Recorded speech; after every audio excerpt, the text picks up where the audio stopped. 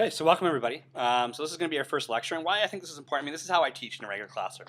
If you were in my class at my school, this is what you would get every day. You get basically a lecture. At the end of the lecture, we kind of do some summarizing questions.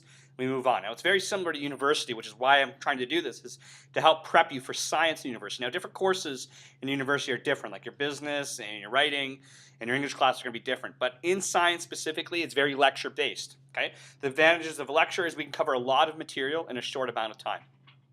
Now, when you're going to be doing this lecture, one thing I highly suggest is you click on my PowerPoint file and you download it and print it out. Now, when you print it, you don't have to print it. I mean, you could be using it on an iPad where you can just write over top of it with a stencil or any way that you want to do it. You don't have to print it out. Okay? But if you are going to print it out, this is one thing that I highly suggest. Okay? So I'm going to open up PowerPoint here. And let me shrink down my window here so it's not covering everything. So here's the PowerPoint presentation I'm going to go over. Now, when you want to print in PowerPoint, okay, you're going to go File, Print. So this slideshow is probably like, I don't know, like 60 slides or something, okay, 57 slides. You're not going to print out 57 pieces of paper, okay? That is going to cost you a fortune. Your parents are going to murder you for, spending so much on their ink, okay? So this is how you do it. Instead of printing out one slide a page, you are going to print out handouts. And you can print out 4 handouts, 4 slides a page. What I like to do is 6 slides a page. Okay? And that's what I standardly do. I don't usually put it in landscape. I'll usually put it into portrait. So let's just flip this over to portrait.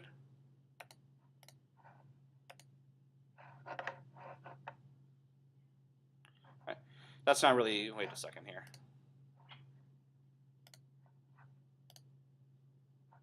Okay, there we go. So this is how I usually print them out. I'd usually take it off color, don't print them in color. Okay, just print them in grayscale. And then you can have 6 slides over top of them. Now what you're going to be doing is once you have them printed out like this, okay, is you're going to be highlighting certain terms, certain things what I'm talking about. I'm like, this is really important. You're going to want to highlight that. Okay, I'd have some pencil. You're going to draw in arrows. You're going to add extra information that I verbally say that may not be on my slideshow. Okay, and the more notes that you can take, the more additional information that you can add to the slideshow, the better. Because you may hear something, you're like, oh, that really helped me understand something. And you understand it now, but you're going to forget that I said that, 2 months down to or even closer to the exam. So you're definitely going to want to write as much possible things on top of this as possible. Okay? So let's go through this slideshow and see how it goes. Okay? So what I'm going to be covering today, and I'm just going to go actually back here to content. I don't want you starting assignment 2 yet. Okay, I'm not going to be giving you this assignment. It's going to be something completely different. Okay, but where this is going to be located is basically what I'm doing. And we go over content. Okay, I'm going to be covering content 3. Now, not all of content 3. Okay, this thing just flashes through some major processes really quickly, like diffusion, osmosis, and facilitate diffusion. I'm going to spend a lecture doing this. Okay, we're not going to talk about active transport yet. We'll talk about that tomorrow. Okay, so this is kind of like your textbook where you have the information, but it's not the best. It doesn't really do a great job explaining it. So that's where I'm hoping my PowerPoint presentation will help out. So let's get going on this presentation here. Okay, I'm just going to move my box. Maybe up here will be the best spot. All right, let's see how this goes. Okay, so it's transportation of a substance across a semi-permeable membrane. This is a great slide. It kind of shows you the different ways that we can get things across that membrane. We can just go right through the membrane. Some things are going to use this channel that's just kind of always open, and it's kind of just like a tunnel that you can go through. And then this is kind of a carrier where you have to basically, it's kind of like where you have to go in, sign in, let them know who you are, and then it will open up and allow you through. Okay, I kind of look at it as this is a tunnel with no customs. This is kind of like customs where they're going to allow you through, but they got to figure out who you are first before they allow you through. Okay, so let's go through this.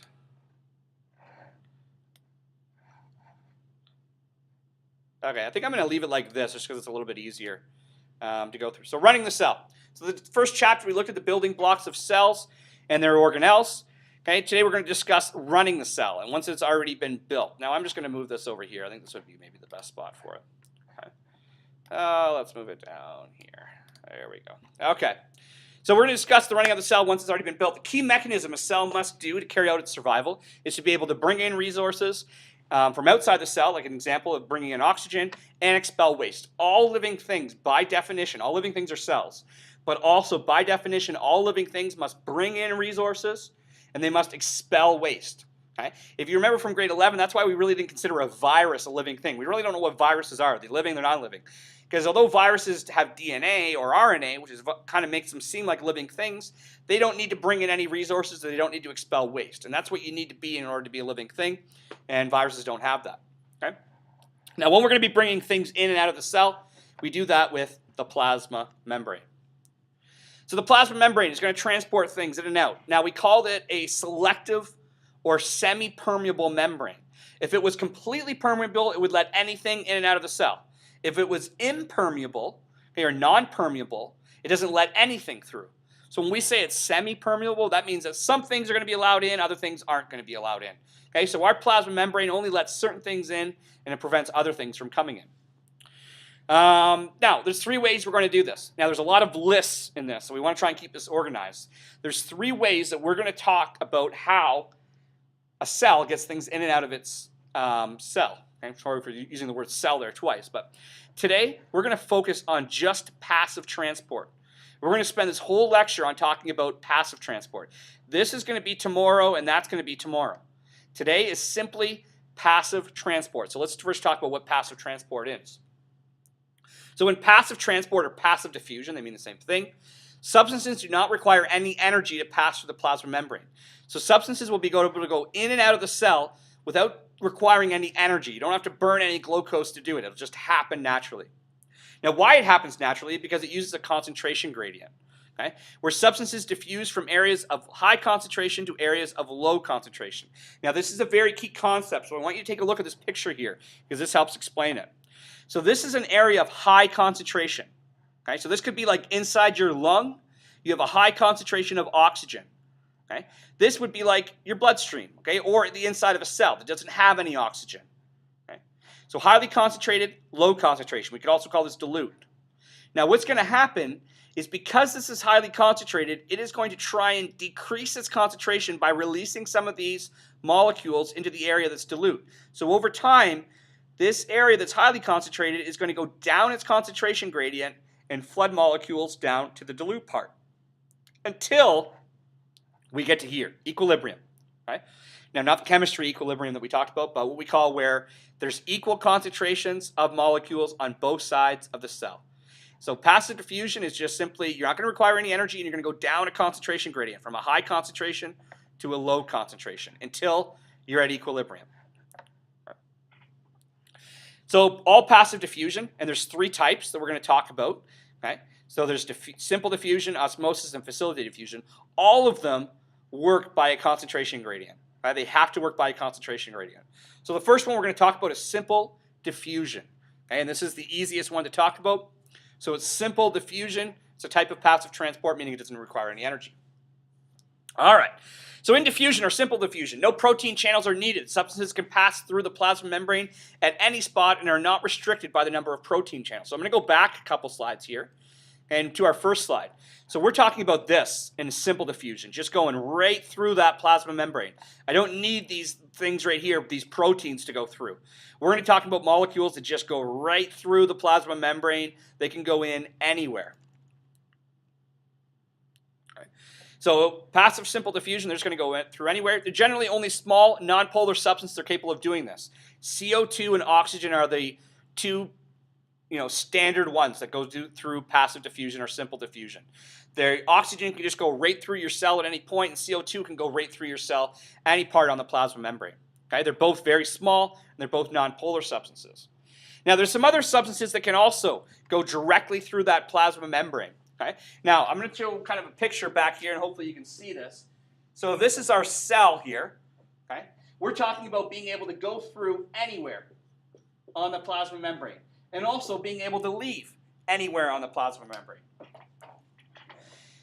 Now, substances that are able to do that are generally small. Okay? If you're a really big substance, like glucose is really, really big, it's just a big carbohydrate, it's not going to be able to pass through that membrane very easily.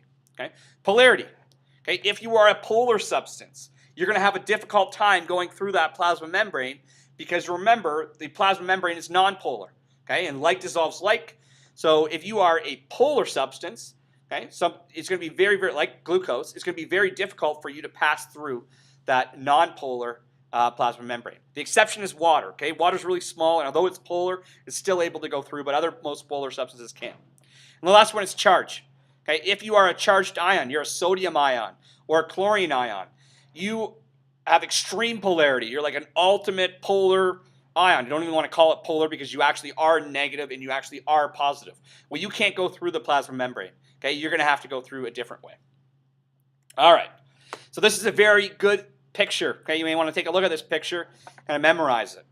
So oxygen and CO2 are going right through that plasma membrane. They don't have to find anything. They can just go right through anywhere they want. Okay?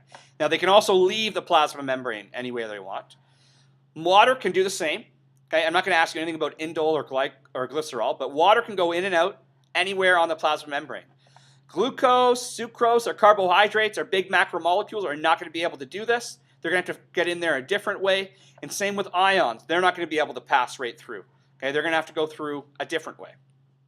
So when we talk about simple diffusion, this is what we're talking about right here. Oxygen, CO2, and nitrogen, just being able to go in and out, no problem. Okay? So that was our first type of passive transport, simple diffusion. Okay? We're now going to talk about, and you can watch this video. I'm not going to spend time watching the video, but it's a good video on watching, and you can just YouTube passive diffusion, simple diffusion. Now we're going to talk about osmosis, and this is kind of a little bit more confusing than the simple diffusion because it's kind of, I find it really amazing. Okay? So the cell must constantly be regulating the amount of water inside and outside the cell. Too little and it shrinks. If you have too much water, it's going to swell. So both are going to render the cell inactive. So you can die from dehydration, which means you don't have enough water in your body and your cell's going to shrink. Or you can also die from overhydration, which some people are surprised at. But if you drink too much water and you have to be an excessive amount of water, all your cells are going to basically burst inside your body and it's going to kill you. Okay? So you don't want to drink too much water, but you definitely don't want to drink too little of water. You want to drink the perfect amount. Okay? So movement of water across the plasma membrane is called osmosis. It's exactly the same as passive diffusion, but because we're specifically talking about water and not oxygen or CO2, we call it osmosis. Now, water is a solvent, okay? And what I mean by the solvent is water is what's in greater amount. You're going to dissolve things into water. So when I dissolve sugar into water, or I dissolve salt into water, what I dissolve, it's called the solute, and what is doing the dissolving is called the solvent. So water is always the solvent, and whatever you dissolve in it, whether it's salt or sugar, would be the solute. Now here's the phenomenon, and I really want you to take a look at this picture here. Okay, it's a really, really good diagram of this crazy thing that water does. Okay, so we take a look at the left here. So here's a beaker, and what they've done is they basically put a membrane in here. So this is acting like our membrane in our cells. So it's semi-permeable. It's going to allow some things through, but not others. Okay. Now glucose. So basically on the left-hand side, I have a bunch of sugar molecules dissolved in water. We would say this is highly concentrated over here, okay? And we would say this has low concentration. So high concentration and low concentration. Well, cells don't like that. Cells don't like having differences of concentration on one side and on the other. So this could be like the inside of your cell, and this could be the outside, or vice versa. But generally speaking, cells aren't happy if the outside environment is more concentrated than the inside environment, or vice versa. So if we want to make these two sides equal, we can do it two different ways. Okay, one of the ways we could do it is say, okay, well, I have too many glucose molecules on this side, so I need to bring some glucose molecules to the right. And that will try and make the concentrations equal. Now, theoretically, that will work. The problem is our body doesn't do that because glucose can't pass through this membrane very easily. So although theoretically that would be a way of making these concentrations equal, we just can't do it because glucose won't pass through the membrane. But there is another way we can make the concentrations equal. What if I take all of this water and start flooding it over to the other side? Because water, unlike glucose, can pass through this membrane easily. So water starts passing through the membrane, and what we find is if when we do this experiment, we're going to have a difference in water levels. Okay? The cell is trying to make the solutions equal concentrations on both sides. It can do it two different ways. It can move glucose, but that's not possible. So the only other way is if I move water. And that's what it really does. That's what osmosis does, is it creates equal concentrations inside and outside the cell by moving water. Never the solute, only the solvent, which is the water. So when we're talking about concentrations, okay, of water or solute inside the cell and outside the cell, it's very important that we clarify. Are we talking about inside the cell or are we talking about outside the cell? And we use these terms called hypertonic or hypotonic and isotonic. And I'm going to go over some examples. So when we say the word hypertonic, okay, it refers to the solution with higher concentration. So hyper means that you have a high concentration of it. Okay, I always think of if you have a hyper child, they're concentrated with sugar, and that's how I remember that. You know, hypertonic means that you're high concentration. So I really want you to pay attention to this because this is going to be a little bit confusing. Right now, outside the cell is highly concentrated. Okay? All of these little dots here could represent sugar molecules or they could represent salt molecules. So basically the outside of the cell is highly concentrated. The inside is low concentration. So what we would say is that the outside of the cell is hypertonic in comparison to inside the cell. Okay? That the outside solution is hypertonic compared to inside the cell. Now, we also have a term called hypotonic solution. So let's reverse this. Now, the inside of the cell is highly concentrated, and the outside of the cell is low concentration. So now we would say that the outside solution is hypotonic. Okay? If we're referring to the outside solution, we'd say the outside solution is hypotonic. Now, I could also say that the inside of the cell is hypertonic compared to the outside of the cell. Hypertonic, again, meaning highly concentrated. So if I was talking about inside the cell, I could say the inside cell solution is hypertonic. The outside cell solution is hypotonic. And that's why you always want to clarify whether you're talking about inside or outside the cell. Okay. Now, when you're completely equal, we call it isotonic. And that's what cells want to get to. They all want to be isotonic, where concentrations are equal on the inside and outside of the cell. Okay? Now, you may be like, oh my God, this is super boring. Like, why is this important? Well, it's very important, especially if you guys are thinking about becoming into nursing or anything in the medical field. Okay? Because we're going to talk about the importance of this in a second. So just to give you a little bit of background information, our kidneys are constantly evaluating our salt and water levels. And when we get to homeostasis, we're going to talk about our kidneys and our excretory system to ensure that the cells in our body remain mostly isotonic to the solution they're immersed in, our blood. So we want our cells and our blood to be isotonic with each other. Okay? When they're in isotonic solution, the cells are happy. Anything other than isotonic solutions, okay, the cells will respond in a way to try and make them isotonic, better or worse. The cells will kill themselves trying to become isotonic. Okay, it's that important to them. They have to become isotonic. And if that means destroying the cell, it will do that. Okay? And that's why we need to understand the importance of osmosis. So if cells are exposed to a hypertonic solution, meaning the concentration of salt is higher outside the cell than inside the cell. So say you eat a bag of pretzels, and now you just made your blood really salty. So your blood's hypertonic compared to your cell, which doesn't have as much salt in it. The cell will try and make the concentrations equal. Okay? And one way we could do it is we could adjust salt levels on inside and outside the cell. But again, although this theoretically would work, it's not possible because salt can't pass through the plasma membrane easily. The only other way we can do it is adjust water levels inside and outside the cell. And the cell always chooses to adjust the water levels. It's always going to do the water levels. Okay? So here's a case.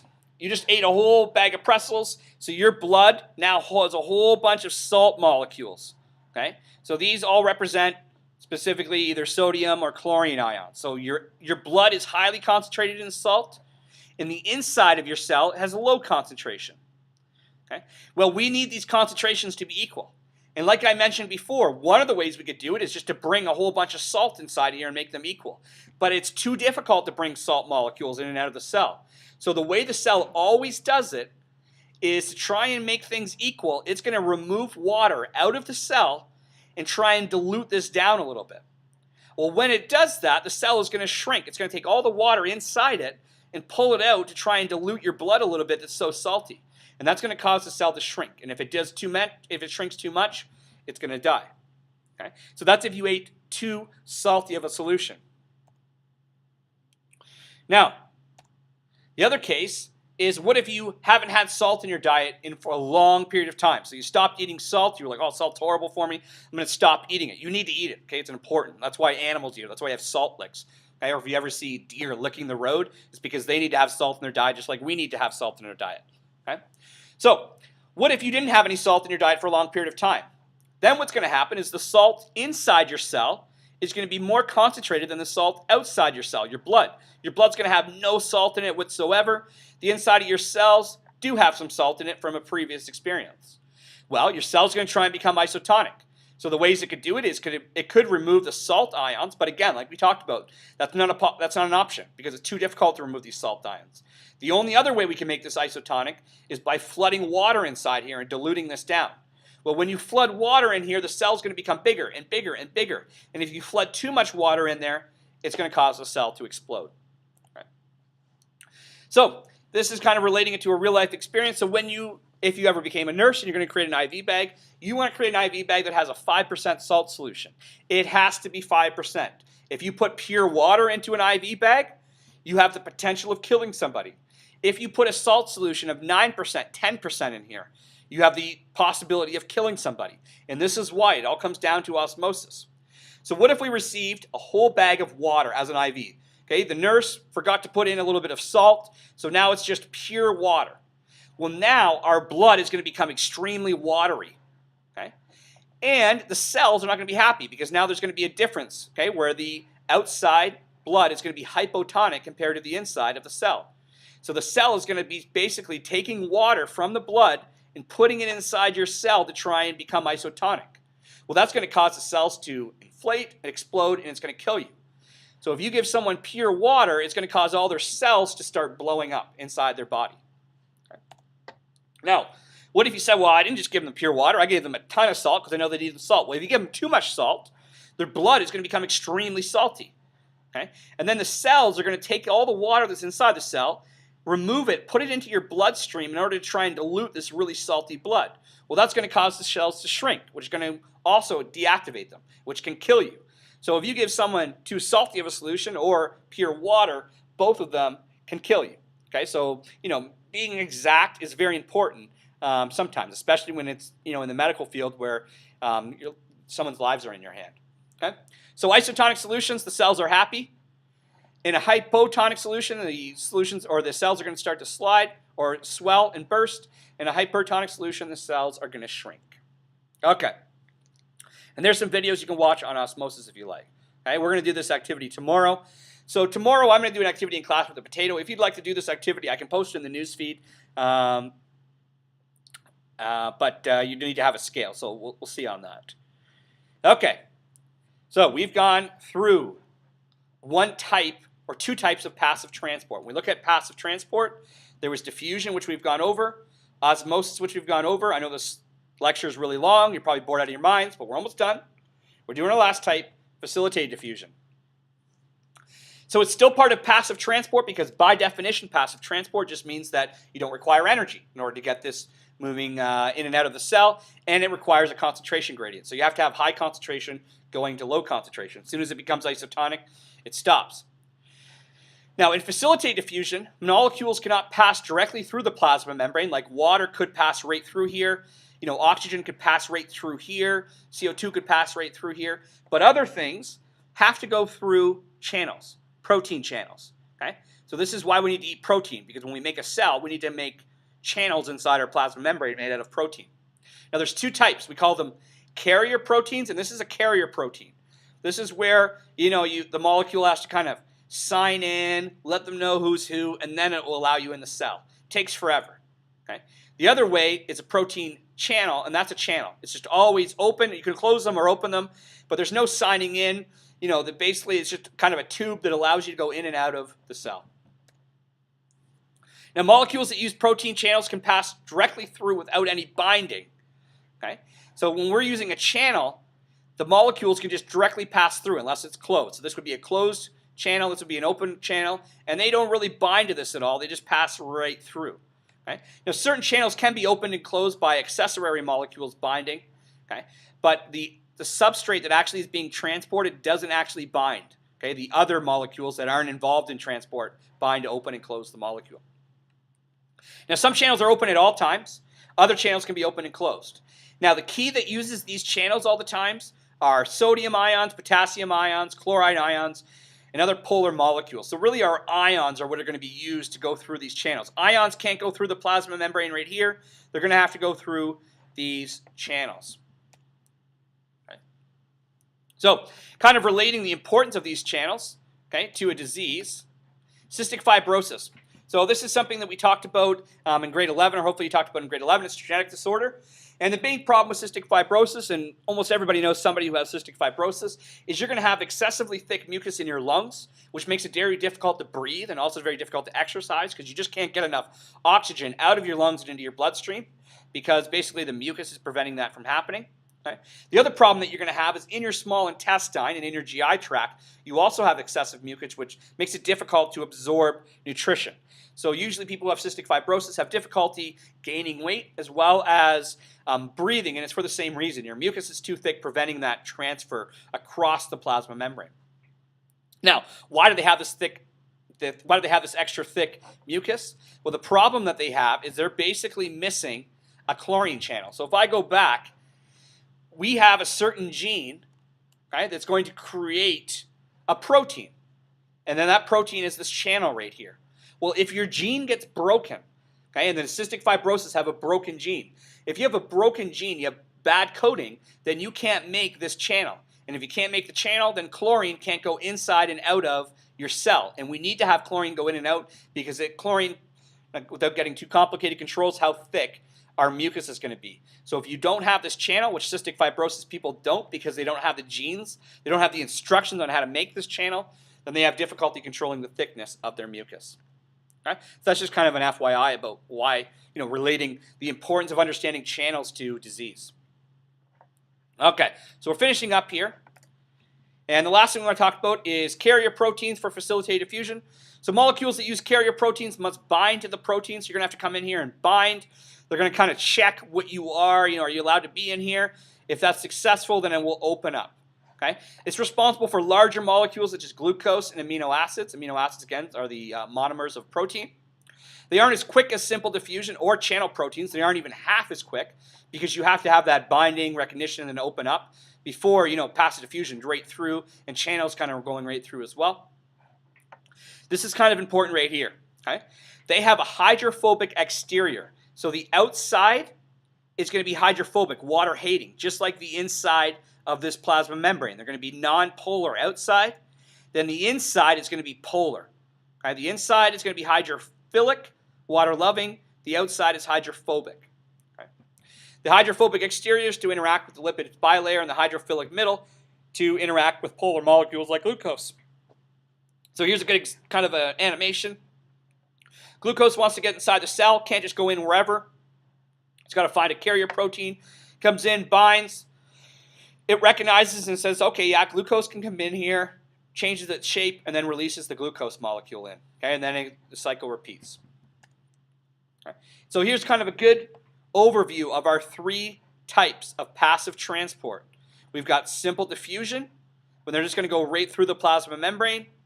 These two types are both called facilitated, okay, either using a channel or a carrier. Okay, so this is what we've gone through today. So there's some other links that you can watch some YouTube videos. It's really handy to watch the YouTube videos on these different things. And this is what I'd like you to do tonight kind of for homework. Okay, it's not an assignment, but it's going to be built into your assignment a little bit later on. I'd like you to have a diagram of the plasma membrane for simple diffusion, osmosis, and facilitated diffusion. So you're going to draw your plasma membrane here. I want you to label the plasma membrane, the cytoplasm inside the cell, hydrophilic and hydrophobic areas, high concentration and low concentration. And the big thing is I want you to know which molecules use simple diffusion. So you're going to have oxygen and CO2 going in and out here. Osmosis, you're going to have water. And then facilitated diffusion, you're going to show ions, and you're going to show glucose using carriers and channels. And this is an excellent study tool, and it's going to be part of an assignment coming up, so you can get going on it right away. Okay? All right, and that's our lecture for today. So we've gone through passive and active went through passive today. Tomorrow will be active in bulk. I know it's a long lecture, But let me know on that Padlet whether or not you think you can handle this. Could you handle a lecture like this every day? If not, then we can go back and then go back to the way we did it in Activity 1. Okay. So thanks, guys, and I hope you enjoyed it. Let me know how you liked this lecture.